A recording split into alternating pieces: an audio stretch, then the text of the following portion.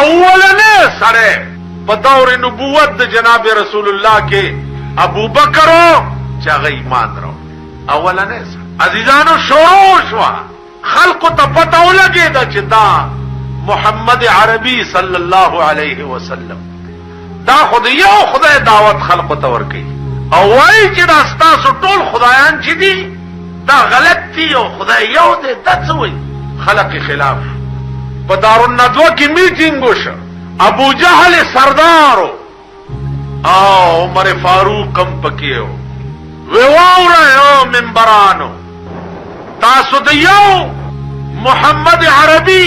علاج نشي کولای چې زمونږ د پلار او د نیکه دین ته غلط وای دا بوتان چې زمونږ پلار او نیکه په دې لاره تیر شوي دي دا ټول غلطو او د اوس د یو خدای دعوت خلق ته ورکوي ابو جهل کته عمر فاروق ته واورا ځان تډیر تکړه او باتور خان و عمر فاروق را پاسه دا خبره وکوا تور راوستا و زما د پلات او منات قسمی چې دا تور به الا پتی کی کیا چم چې د رسول الله سر په کټوم بلې راو تور راوسته دا اور روان چې زه د پیغمبر سر پرې کوم لاره کې یو صحابي په مخاوره عمر خیر خدای ډېر په غوسه ویلار پرېدا هغه شمع چې تاسو پتنګان یې ما پلات او منات قسم خوړلې ده چې دا تور به الا پتی کی کیا چوم چې دا غ سر په کې ټومبلې راوړم اصحاب ورته وی چې عمر ته دا غ شمع مړکول تراله زما دی په خدای قسمی چې دا غ شمع رڼا خوستا کور تم تلدا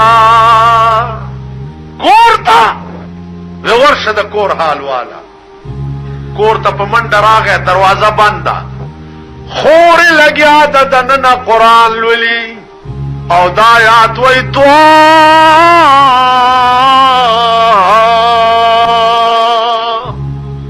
ما انزلنا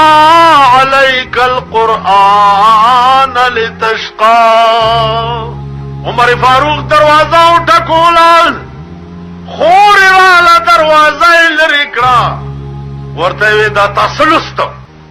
ورور ما خو څه ندی وی رانی ولې دا ولته پیوخه په د پاساو خیراغه غیم هوا ستړی شو ودرې دو داس آکڑا ہوا ودرې دو آکڑا ہوا ذات بس آکڑا ہوا آکڑا ہوا داغه د شان سره ولاړ دی خور ورته له عمران نور مموان و بس تړې ورته عمر تا خو خپل کار وکړو زما یو څو خبره واورا و عمر کزدی وهلم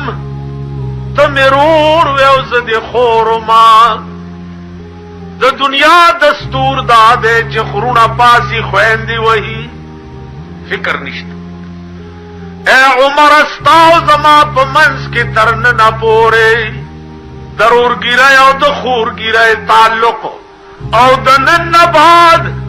اے عمر استاو زما په منځ کې د کفر او د اسلام تعلق نن مسلمان شوی خور عمر غوندې رور تدال راشه زمونږ د خور خويندو مېندو حال نن مسلمان شوی او ورته اے عمر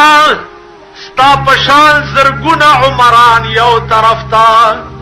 او یواز لا اله الا الله محمد رسول الله